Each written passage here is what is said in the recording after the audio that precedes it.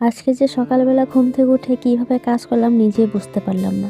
মানে আগের কাজটা পরে করলাম আর পরের কাজটা আগে করলাম। তো দেখো ঘুম থেকে উঠে যেটা করতে লাগে সেটাই তো আমি করছিলাম। মানে ঘরটা পরিষ্কার করে নিচ্ছিলাম। বিছানা কিন্তু এখন আমার তোলা হয়নি। আগে আমি ঘরটাই ঝাড়ু দিয়ে নিচ্ছিলাম। তো ঘরটা ঝাড়ু দেওয়ার পরে ওইদিকে চলে গেলাম ব্রাশ করতে। সমস্ত বাসি কাজবাজ শেষ করে ওইদিকে ব্রাশ করতে চলে গেলাম। আর আমাদের নতুন ঘরটার বারান্দায় গিয়েছিলাম ব্রাশ করার জন্য। সকাল সকাল ওখানে ভালো রোদ আসে, তাই ওখানে দাঁড়িয়ে দাঁড়িয়ে ব্রাশটা করছিলাম। আর যেহেতু বাড়ির মধ্যে রোদ আসে না, বাড়ির ভিতরটা না খুব ঠান্ডা লাগে, তাই একটু বাড়ির সামনে এসে ব্রাশটা করছিলাম রোদের মধ্যে দাঁড়িয়ে দাঁড়িয়ে। তারপর স্নান টান করে এদিকে রান্না বসিয়ে দিয়েছিলাম।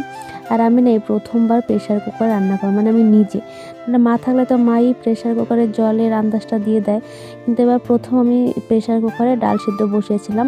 তো দেখো এই দিয়ে কিন্তু আগে সমস্ত কাজ বাজ শেষ করে তারপরে কিন্তু সকাল 10টার দিকে আমি চা খাচ্ছিলাম।